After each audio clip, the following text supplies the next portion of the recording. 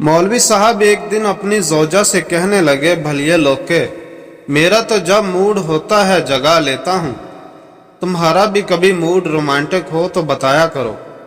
वो कहने लगी, मुझे कहते हुए शर्म आती है।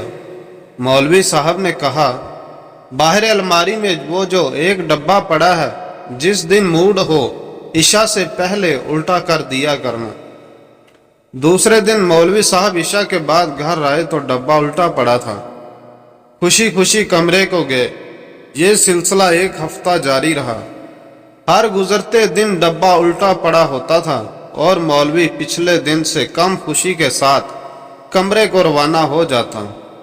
8वें दिन मौलवी साहब ईशा के बाद घर नहीं आए। जोजा को फिक्र हुई तो बच्चे को भेजा कि मस्जिद से अब्बा की खैर खबर लाओ।